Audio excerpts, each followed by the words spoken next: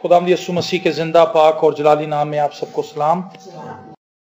मेरे साथ निकालिए पौलुस रसूल का खत फिलिपियों की कलीसिया के नाम, उसका लास्ट चैप्टर है, चौथा बाब।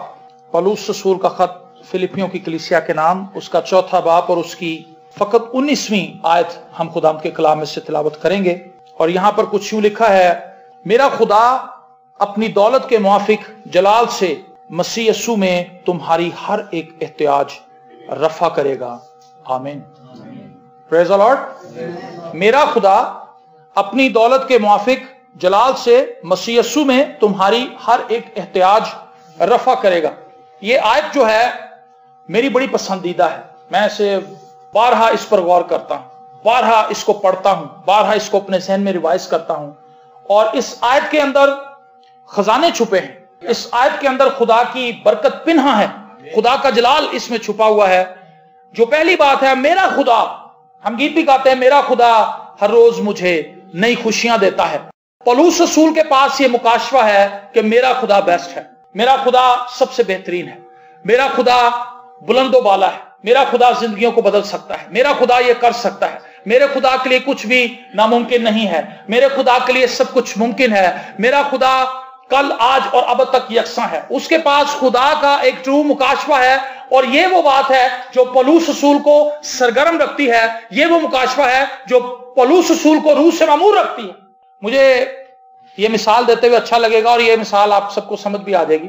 जब कभी भी मैं वाइस को यहां पर लेके आता हूं तो समरून वगैरह उसको छेड़ते हैं, वो ये कहते हैं कि ये जो शहजाद अंकल हैं ये आपके पापा नहीं हैं, ये हमारे पापा हैं। तो वो कहता कि नहीं, ये मेरे पापा हैं, ये मेरी मामा है। उसको ये पता है कि ये मेरा ही पापा है, किसी और का पापा नहीं।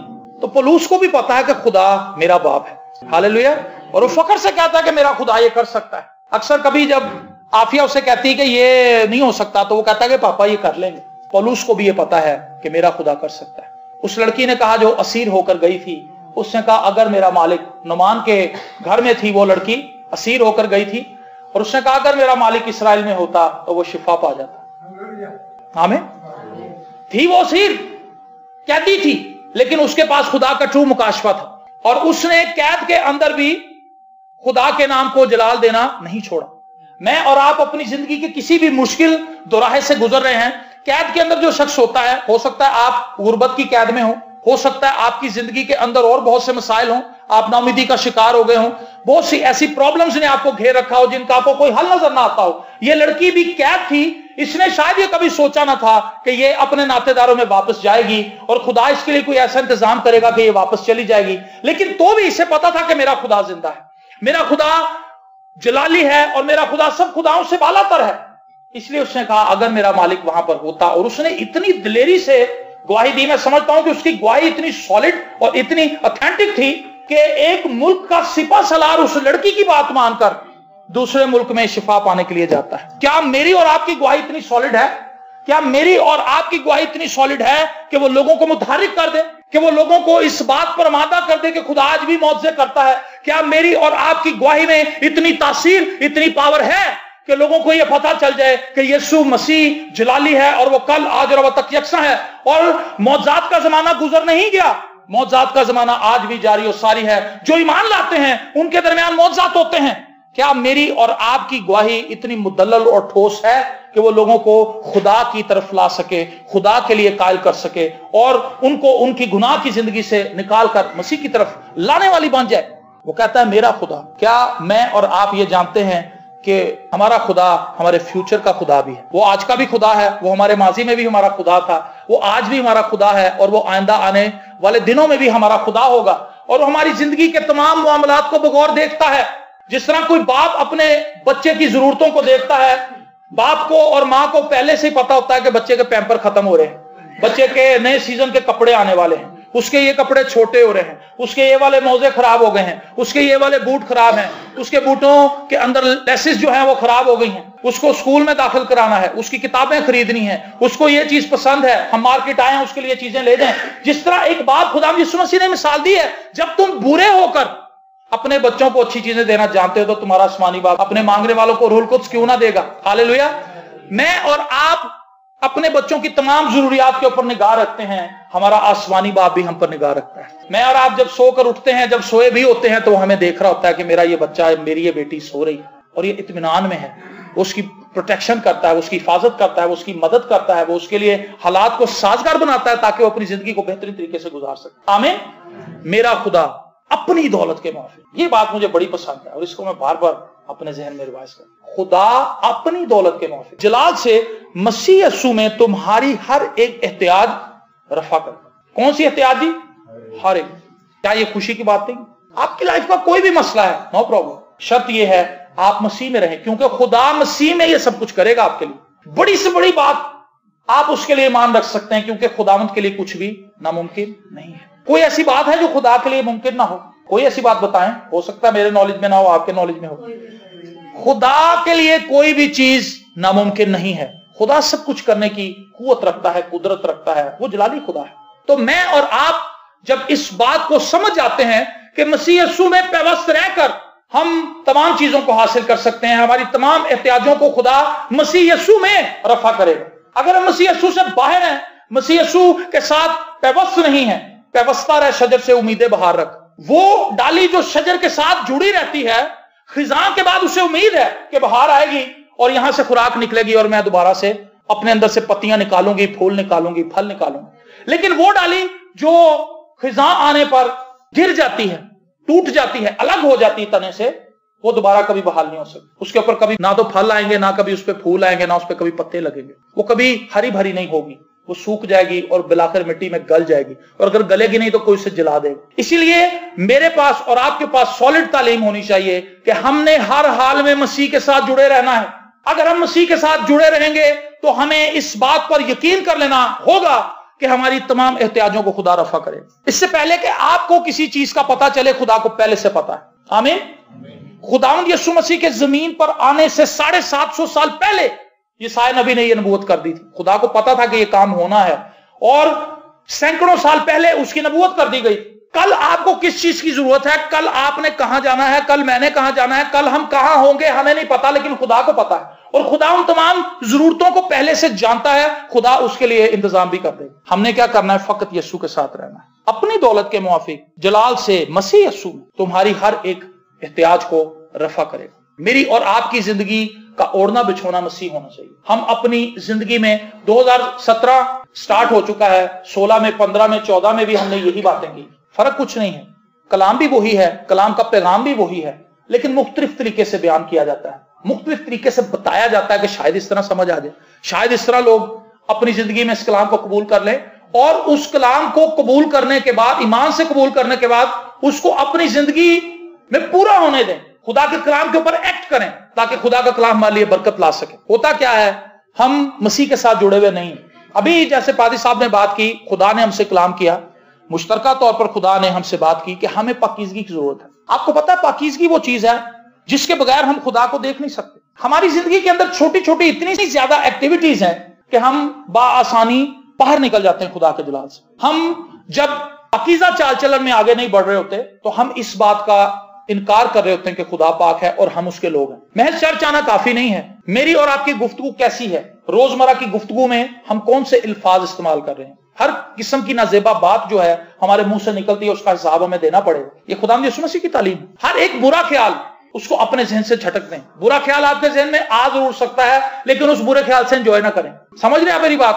برا خیال آپ کے ذہن میں آئے گا, آپ برے خیال کو آنے سے نہیں روک سکتے, لیکن آپ اس کی ڈائریکشن کو موڑ سکتے ہیں. آپ کے پاس اتھارٹی ہے, آپ کا دماغ آپ کے کنٹرول میں. اس کے لیے آسان مثال یہ دیتے ہیں مفسر جو ہے بائبل کے, کہ کوئی چڑیا آپ کے سر پر سے گزر جائے, آپ اس کو روک نہیں سکتے, لیکن آپ کسی چڑیا کو اپنے سر پر گھونسلہ نہیں بنانے دیں گے. آج تک آپ نے کسی شخص کو دیکھا ہے کہ وہ بازار میں پھر رہا ہو یا مارکیٹ میں آپ جا رہے دیکھ رہے تو اس کے سر کے اوپر پرندوں نے گھونسلہ بنایا ہو, انڈے دیے ہوں, اور وہ چل پھر رہا ہو؟ آپ کبھی اجازت نہیں دیں گے. برا خیال بھی ایسا ہی ہے, وہ آپ کے سر پہ سے گزر سکتا ہے, آپ کے مائنڈ میں, آپ کے تصور میں وہ چیزیں آ سکتی ہیں, لیکن آپ فوراً انہیں جھٹک دیں, ان کو قبول نہ کریں, ایکسپٹ نہ کریں. خواہ وہ کسی لڑکی کے تعلق سے ہے, خواہ وہ کسی لڑکے کے تعلق سے ہے, خواہ وہ رشوت کے تعلق سے ہے, خواہ وہ جھوٹ کے تعلق سے ہے, خواہ وہ کسی کی بدگوئی ہے. کوئی بھی برا خیال جو ہمارے مائنڈ میں آتا ہے, پولس رسول کہتا ہے میں اسے مسیح یسوع کی صلیب پر لٹکا دیتا ہوں, میں اسے مصلوب کر دیتا ہوں, کیونکہ وہ صلیب کے ساتھ جڑا ہوا شخص تھا. اور وہ بائبل مقدس میں تعلیم دیتا ہے اپنے خطوط کے اندر کہ اب میں زندہ نہ رہا بلکہ مسیح مجھ میں زندہ ہے. तो पाकीज़गी का ये मेयार खुदा चाहता है। अगर हम अपनी जिंदगी में ब्लेसिंग्स को चाहते हैं तो हमें केयरफुल होने की जरूरत है। जितने ज्यादा हम रूहानी एतबार से केयरफुल होंगे, हम किस किस्म की महफिल में बैठते हैं, हम किस किस्म की गुफ्तगू फरमाते हैं, हम किस किस्म की गुफ्तगू सुनते हैं, हम कौन सा मीडिया देखते हैं, हम कौन सी बातें पसंद करते हैं, इसी से आप अपनी लाइफ के एनालिसिस कर सकते हैं। जो चीजें आपको पसंद हैं, जिस तरफ आपका ज़हन जाता है, आप समझ लें कि आपकी ट्रू पर्सनैलिटी वही है। दिखावे के तौर पर तो हम बहुत कुछ करते हैं, लेकिन एक और बात मुझे बड़ी खूबसूरत याद आई। किसी ने कहा था कि आप अकेले में जो कुछ होते हैं असल में आप वो होते हैं। समझे? आप लोगों के सामने आप जो कुछ है, आप असल नहीं है वो। जो कुछ आप तन्हाई में है, पोशीदगी के अंदर है, जहां पर कोई नहीं आपको देख रहा, वहां पर आप जो कुछ करते हैं, वहां पर जो कुछ हम करते हैं, असल में हमारी पर्सनैलिटी वो है। और खुदा यीशु मसीह ने कहा जब तू दुआ करे तो पोशीदगी में दुआ करना, कोठरी में जाके दुआ। लोगों के सामने दुआएं करनी, लंबी लंबी दुआएं करनी, नारे मारने और गीत गाने और फलाना और ये वो, लेकिन अगर पर्सनली तौर पर खुदा के साथ पोशीदगी में हमारा कोई ताल्लुक नहीं है, हमने उसको अपना खुदा नहीं माना, हमने उसके कफारे को कबूल नहीं किया और हमारी जिंदगी में से मसीह की जिंदगी नहीं निकलती, हमारे ख्यालात को मसीह के ख्यालात ग्रैब किए हुए नहीं है, तो मेरे अजीजों, हमें दोबारा से अपने आप को खुदावंद के पास लाने की जरूरत है। हमें सलीब के पैगाम के तरफ वापस आने की जरूरत है। 2017 के पहले महीने में ये वो बुनियादी बातें हैं जो पिछले पैगामात में भी आपने सुनी हैं, जो लास्ट मैसेज आपने सुना है और जिसमें बहुत सी खूबसूरत बातें आपने सुनी। इस पैगाम में भी बुनियादी बात यही है कि हम देखें कि हमारी जिंदगी मसीह के साथ पैबस्त है या नहीं, क्योंकि अगर हम मसीह के साथ पैबस्त नहीं है तो हमारी हाजतें ही रहेंगी, रफा नहीं होंगी। रफा उस वक्त होंगी जब हम मसीह के साथ जुड़े हों, क्योंकि हाजतों को रफा कोई भी नहीं कर सकता, मुश्किल कुशा वही है। हालेलुया। और जब हम ये जान लेते हैं कि खुदावंद सब कुछ है, तो हम उसमें बैठे रहते हैं, खामोशी से उसकी प्रस्तिश करते रहते हैं। हालात बदलते रहेंगे, हालात तब्दील होते रहेंगे, हालात आपको कभी उकसाएंगे कि कोई अपना हाथ पैर मारें, लेकिन वो लोग जो खुदा पर तवक्कल करते हैं, पौलुस रसूल की बहुत सी बातें बाइबल मुकद्दस में मुंदरज हैं जो उसके ईमान को जाहिर करती हैं। जब वो एक कैदी की सूरत में जा रहा था रोम की तरफ, तो रास्ते में आपको पता है कि समंदर में तूफान आया और वो इस लेवल का तूफान था कि उसने सब कुछ तबाह कर दिया और जितने भी कैदी थे वो सब खौफजदा थे कि अब हम में से कोई बचेगा नहीं। और उन्होंने अपने सामान को फेंका, जहाज को हल्का किया, यहां तक कि उन्होंने अपने अनाज को भी फेंक दिया, जो अनाज वो अपने साथ लेकर जा रहे थे सफर में। उसको हल्का करने के बावजूद भी जहाज कंट्रोल में नहीं था, क्योंकि समंदर की लहरें बहुत ही बड़े पैमाने पर जहाज की मुखालफत कर रही थी। और फिर हुआ क्या? सब लोग परेशान थे, लेकिन पौलुस परेशान नहीं। क्या आपको याद है वो बात? उसको जंजीरें बांधी गई थी, था वो जंजीरों के अंदर ही जकड़ा हुआ, लेकिन तो भी वो इत्मीनान की हालत में था। उसने कहा खुदा के फरिश्ते ने मुझसे कलाम किया है कि जब तक तू उस जहाज पर है, तेरी वजह से ये सारे मुसाफिर बच जाएंगे। आमीन। मेरा खुदा, जिसको ये पता है कि मेरा खुदा मेरे साथ है, समुद्र की था गहराइयों में भी आप उसको फेंक देंगे, वो फिर उभर के बाहर आएगा। क्योंकि जब तक खुदा ये ना चाहे कि हमारी जिंदगी के अंदर शर्मिंदगी आए, जब तक खुदा ना चाहे कि हमारी जिंदगी के अंदर पस्ती आए, खुदा अगर हमारी लाइफ में पस्ती आने देता है तो बेशक आने दे, आप अपने लिए पस्तियों को कबूल ना करें। खुदा हमारी लाइफ में पस्तियां इसलिए आने देगा ताकि वो हमें सरबुलंद कर सके, सरफराज कर सके, हमें फरोतन बना सके, ताकि हम खुदा की ब्लेसिंग्स को रिसीव करने के काबिल हो। लेकिन अगर हम अपने आप से ही बुराई को एक्सेप्ट कर लेंगे तो फिर शैतान हमें नीचे लेकर जाएगा, और जब शैतान नीचे लेकर जाता है तो उससे बंदा तरक्की नहीं करता, उससे शर्मिंदगी होती है। पिछले बुध को जब ज़बूर 119 का हम एक हिस्सा पादी साहब ने बयान किया था, उसके अंदर इन्होंने बहुत सी ऐसी गवाहियां बताई थी जिसमें उन्होंने बताया कि किस तरह से लोगों ने हमें शर्मिंदा करने की कोशिश की, लेकिन ऑन द स्पॉट हमने देखा कि खुदा ने उनको शर्मिंदा कर दिया, हमारे वसीले से नहीं। हम चुप रहे, हम तो इतनी काबिलियत नहीं रखते थे कि उन लोगों को चुप कराते, लेकिन खुदा ने और लोगों को भारा। जैसे यूसुफ बादशाह के जमाने में वो प्रस्तिश कर रहे थे तो तीसरी कौम को चढ़ाया उन पर और उनको मार दिया, हम भी बस देखते ही रहे उन्हें, और खुदा ने अपना काम कर दिया और वो लोग शर्मिंदा हुए।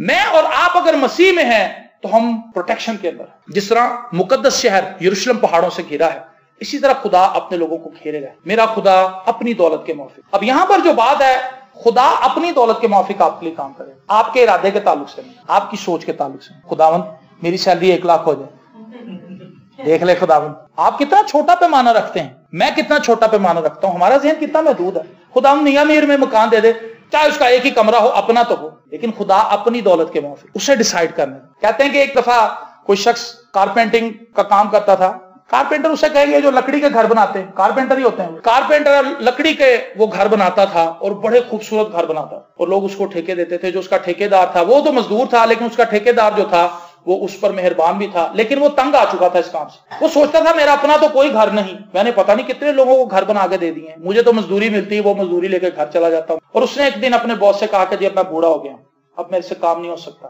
میں تھک چکا ہوں. اس سے کہا کہ تیری مہربانی ایک لاسٹ گھر بنا دو اور اس کے بعد پھر میں تجھے اجازت دوں گا، میں تجھے ریٹائر کر دوں. اس نے اس گھر کو تعمیر کیا لیکن بڑی بے دلی سے، اور جب اس نے تیار کر لیا تو اس سے کہا کہ جی میں نے گھر تیار کر لیا ہے. اس کے باس نے کہا یہ لو چابیاں، یہ تمہارا گھر ہے. اس نے کیا کیا؟ بے دلی سے بنایا. اس نے سوچا کہ میرا کیا ہے، کسی کا بھی ہو جیسا تیسا بھی ہے میں بنا دوں. لیکن اس کے مالک نے پہلے سے ہی ذہن میں سوچ رکھا تھا کہ یہ گھر میں نے اس کو دینا ہے. وہ جو بھی لکڑی ڈیمانڈ کرتا اس کے باس نے اس کو دینی تھی، جس قسم کا گلاس شیشہ مانگتا اس نے دینا تھا، جس قسم کے مٹیریل کو وہ ریکوائر کرتا اس کو مل جانا تھا. لیکن اس نے اپنے باس کے مائنڈ کو سمجھا نہیں. ہم بھی خدا کو سمجھ نہیں پاتے، ہم خدا کو اپنی پلاننگ دیتے ہیں اور اپنی پلاننگ ہماری بڑی ہی محدود ہوتی ہے. میں اکثر اس کی بچوں کی مثال دیتا ہوں کہ جب کبھی بھی آپ بچوں کو بازار لے کر جائیں گے، بچے ہمیشہ رنگ برنگی چیزوں کو دیکھیں گے. سلانٹی 10 روپے کی آتی ہے، 5 روپے کی آتی ہے، لیکن اس کا ریپر بڑا خوبصورت. اور وہ چیزیں جو 60 70 80 90 100 روپے کی ہیں، ان کے ریپر شاید اتنے خوبصورت نہ ہو لیکن وہ چیزیں سالڈ ہیں. باپ کہتا ہے کہ یہ سلانٹی سے کیا ہے، یہ تو پتہ نہیں میرے بچے کا گلا نہ خراب کر دے، میں اس کو یہ لے دوں گا. لیکن بچہ کہتا ہے کہ نہیں پاپا سلانٹی. تو آپ ڈیسائیڈ کر لیں کہ آپ نے سلانٹی کھانی ہے یا آپ نے بیسٹ چیزیں لینی ہے جو خدا اپنی دولت کے موافق آپ کو دے. آمین. ڈیسائیڈ آپ نے کرنا ہے، ڈیسائیڈ ہم نے کرنا ہے. اگر آپ بیسٹ چیزیں لینا چاہتے ہیں تو خداوند کو ڈیسائیڈ کرنے دیں، مسیح میں چھپے رہیں اور آپ کی ساری ضرورتیں پوری ہو جائیں گی. ویری سمپل، اس میں کوئی مشکل ہے نہیں. کسی بھی قسم کا مدعا آپ کا ہے، کوئی بھی ٹینشن ہے، کوئی بھی پریشانی ہے، ایون کہ دنیا کا سب سے بڑا پہاڑ گناہ ہے، تو خدا گناہوں کو بھی پاش پاش کر دے، مٹا دے گا، جڑ سے ختم کر دے گا. تیرے گناہ چاہے کرمزی ہوں لیکن خدا اس کو برف کی مانند سفید کر دے. ہاللیلویہ. میں کہتا ہوں دنیا کی سب سے بڑی مشکل جو ہے وہ گناہ ہے. یہ میری بات نہیں ہے، بائبل کی تعلیم. گناہ کی مزدوری موت ہے. سو سب نے ہی گناہ کیا اور اس کے جلال سے محروم ہے، اور اس کی مزدوری بھی موت ہے. سب سے بڑا دشمن جو بنی نوع انسان کا ہے وہ گناہ ہے، اور اس کو جو بیک کرتا ہے وہ شیطان ہے. اس کی پشت پہ جو کھڑا ہے وہ شیطان ہے. اور سب سے بڑا دشمن گناہ کی صورت میں میرے اور آپ کے سامنے ہے. لیکن اس کو زیر کرنے کے لیے ہمیں مسیح کی طرف آنا ہوگا اور بآسانی ہم گناہ کی قید سے آزاد ہو جائیں گے. کیا آپ چاہتے ہیں کہ آپ 2017 میں کچھ نیا کریں اپنی لائف میں؟ آپ کچھ بھی نیا نہیں کر سکیں گے، سن لیں، کیونکہ آپ بڑے سالوں سے نیا کرنے کی کوشش کر رہے ہیں. کچھ نہیں نیا ہونا. خدا کو کرنے دیں پھر نیا ہوگا. 2017 جو ہے وہ خدا پر ٹرسٹ کرنے کا سال ہے، خدا ان کی پاکیزگی میں چلنے کا سال ہے، خدا کے ساتھ رفاقت میں چلنے کا سال ہے، خدا کے جلال کو دیکھنے کا سال ہے، خدا کی برکات کو دیکھنے کا سال ہے. خدا کی قدرت کو اپنی زندگی میں بہنے دیں اور پھر آپ دیکھیں گے کہ خدا کس طرح آپ کے لیے بہترین فیصلے کرتا ہے. وہ چیزیں آپ کو دے گا جو بیسٹ ہوں گی. آپ حیران ہو جائیں گے کہ خداوند یہ کیا ہے، میں تو تصور بھی نہیں کر سکتا تھا یا کر سکتی تھی کہ میرے لیے ہوگا، لیکن تو نے ایسا ہونے دیا. میں تیرا شکر کرتی ہوں، میں تیرے نام کو جلال دے. آپ بھی حنا کی طرح خوبصورت گیت گائیں گے. حنا کا گیت آپ کبھی پڑھیں سیموئیل کی کتاب میں، تو وہاں پر جو جگجیت سنگھ نے بھی گایا تھا، میری روح خدا میں مگن ہے، تو اس نے خداوند کے جلالی کاموں کو دیکھ کر کہ میں بانجھ عورت تھی لیکن خدا نے مجھے فرزند بخشا ہے، اور اس نے خدا سے بڑی کمٹمنٹ کی. اس نے اپنا وہ فرزند جو خدا نے اسے دیا تھا اس نے واپس خدا کو دے. میرا خدا، کیا وہ خدا جو پولوس کا تھا وہ آپ کا بھی ہے؟ آپ کا بھی ہے کہ آپ کا کوئی اور ہے؟ آپ کا بھی وہی خدا ہے. تو وہ تمام برکات جو پولوس نے اپنی لائف کے اندر دیکھی ہیں، لکھا ہے اس ٹاپو پہ جہاں وہ قیدی بن کر گیا تھا. مجھے یہ بات اتنی پسند ہے، میں ہمیشہ اس کے لیے شکر گزاری کرتا ہوں. قیدی بن کر گیا تھا اور لوگ اسے قیدی سمجھ رہے تھے اور وہ کہتے تھے بدبخت آدمی. لیکن جب سانپ اس پہ لپٹ گیا، اس نے سانپ کو جھٹک دیا، وہ آگ کے اندر سانپ تو جل گیا، اس کو کچھ نہ ہوا. اس کے بعد لوگوں نے اپنی سٹیٹمنٹ چینج کی، لوگوں نے کہا یہ تو دیوتا ہے. آپ مسیح میں رہیں بس. پولوس نے ان کو صفائی دی کہ بھائیو تم مجھے جیسا بدبخت سمجھ رہے ہو، میں ویسا نہیں. میں تو خدا کا خادم ہوں، میں تو نبی ہوں، میں تو پروفٹ ہوں. یہ دیکھو میری ٹائی، یہ دیکھو میرا کوٹ. وہاں تو کچھ بھی نہیں تھا. ان کی پوشاک پتہ نہیں کتنی کو گندی تھی اور گیلے بھی ہو گئے تھے وہ سارے. کچھ بھی نہیں تھا دکھانے کے لیے، لیکن مسیح اس کے اندر موجود تھا، مسیح اس کے اندر پنہا تھا، اور اس مسیح نے اس کی عزت بنائی. عزت تیری خداوے گا یعقوب کا. اور پھر لکھا ہے لوگ اپنے بیماروں کو وہاں لانے لگے، اور اس نے لکھا ہے اس ٹاپو پر جتنے بھی بیمار تھے سب کو اچھا کرے. امیزنگ بات ہے. پریز دی لارڈ. ایک بھی ایسا بیمار نہیں تھا اس ٹاپو پر جس کو پولوس نے ٹھیک نہیں کیا. 100% رزلٹ اس کی منسٹری کے اندر میں نے یہ دیکھا ہے. کتنی خوبصورت بات ہے. میں نے اور آپ نے صرف مسیح میں چھپے رہنا ہے. خدا آپ کے وسیلے سے کام کرنا چاہتا ہے. خدا آپ کے وسیلے سے اپنا جلال ظاہر کرنا چاہتا ہے. کیا آپ اس کے ہاتھ بنیں گے؟ کیا آپ اس کا منہ بنیں گے؟ کیا آپ اس کی آنکھیں بنیں گے؟ کیا آپ اس کے پیر بنیں گے؟ کیونکہ آپ مسیح کا بدن ہیں. مسیح کا بدن کیا ہے جی؟ مسیح کے بدن میں ہاتھ پیر ہی ہیں. اس کی تعلیم بھی پولس رسول اپنے خطوط کے اندر دیتا ہے. کہ سب آنکھ ہی آنکھ نہیں ہے، سب کان ہی کان نہیں ہے، ہاتھ ہی ہاتھ نہیں ہے، سب مل ملا کے مسیح کا بدن ہے۔ میں نے اور آپ نے مسیح میں رہنا ہے، اور اس چیز کو چھوڑ دیں کہ کل کیا ہوگا، کل بیسٹ ہوگا کیونکہ آپ مسیح میں ہیں۔ میری دعا ہے کہ 2017 میں ہم سب خدا کے جلال کو دیکھیں، خدا کی قدرت کو دیکھیں، خدا کی برکت کو دیکھیں، اور ہم سب کے پاس دوسروں کو بتانے کے لیے بہترین گواہیاں ہیں۔ خدا آپ کو برکت دے۔